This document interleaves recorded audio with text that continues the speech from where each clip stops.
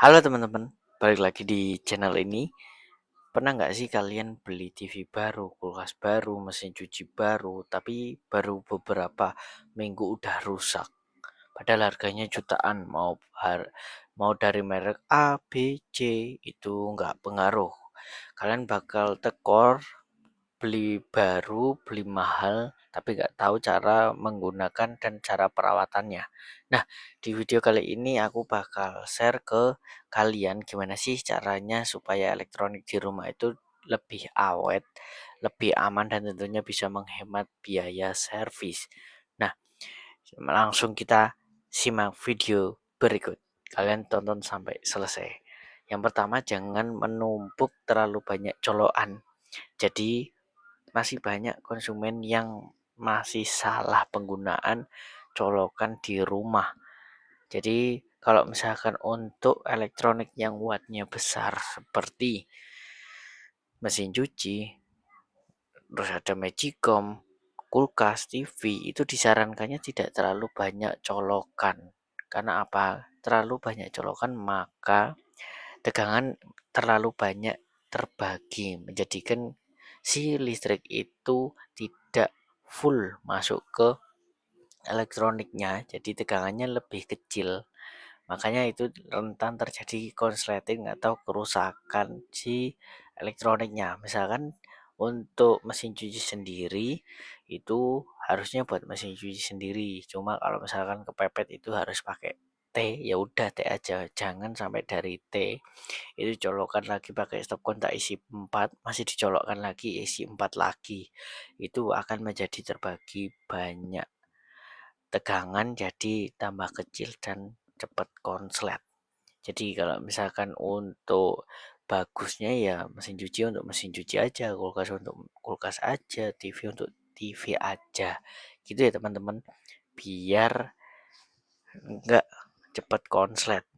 Itu yang kedua, gunakan stop kontak berkualitas dengan kabel tembaga. Jadi kalau untuk stop kontak kalian jangan yang penting murah, ini lebih murah. Jangan seperti itu. Mending kalian beli stop kontak yang harganya memang mahal tapi awet kemudian hari. Karena nanti bisa menyebabkan konsleting juga. Kualitas dari tembaganya itu juga pengaruh. Kalau misalkan untuk yang bagus ya tembaganya yang satuan itu ya, bukan yang serabut. Itu dia lebih bagus pakai yang tembaga tunggal itu, bukan yang serabut. Yang kedua dari mereknya, biasanya kalau merek yang bagus adalah Broco. Kalau aku setauku ya pakainya Broco, itu dia lebih kuat, lebih kokoh. Memang dari bahannya udah kelihatan lebih kokoh. Itu bagus banget buat kalian elektronik yang wattnya besar-besar. Aku rekomendasiin banget buat ke kalian gitu. Karena apa? Pembelian ini sangat penting karena tembaga memiliki daya hantar listrik yang lebih baik sehingga tidak mudah panas saat digunakan. Sebaliknya, kabel yang kualitasnya rendah atau terlalu kecil lebih mudah panas sehingga umur elektronik maupun stop kontak bisa lebih pendek. Itu ingat, harga stop kontak yang lebih mahal jauh lebih murah dibanding harus memperbaiki TV atau kulkas yang rusak. Mending kalian keluar uang banyak untuk stop kontaknya yang bermerek berkualitas bagus daripada kalian keluar uang banyak untuk perbaikan elektronik kulkas, TV, mesin cucinya. Yang berikutnya, pastikan instalasi rumah sudah memiliki grounding. Jadi grounding ini teman-teman, grounding itu dia biar nggak nyetrum. Jadi dialirkan ke tanah di mana kita tinggal. Jadi kalau misalkan kadang itu ada konsumen yang mengeluhkan, "Mas, kok mesin cuci saya nyetrum, kulkas saya nyetrum?" Bisa jadi karena di rumah kalian belum dipasang grounding pada saat dulu pembangunan. Nah, kalau misalkan kalian belum dipasang di rumah dulu, itu kalian bisa pasang grounding langsung misalkan di kulkas. Nanti kalian tancapin paku ke tanah atau ke keramik, nanti tinggal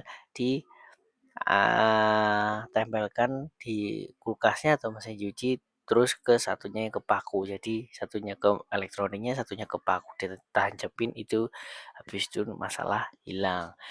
Bisa jadi karena itu memang dari konsleting di dalam unit elektroniknya. Cuma kalau misalkan lebih amannya kita bisa tempelkan pakai paku. Itu ya teman-teman. Jadi kalau kalian lagi bangun rumah, pastikan ada instalasi groundingnya biar lebih aman memakai elektronik apapun dengan listrik yang besar. Terus cabut colokan saat listrik padam. Ini yang banyak konsumen belum ketahui. Saat listrik mati, banyak orang yang membiarkan semua elektronik tetap tercolok. Padahal ketika listrik menyala kembali, terkadang lonjakan tegangan sesaat.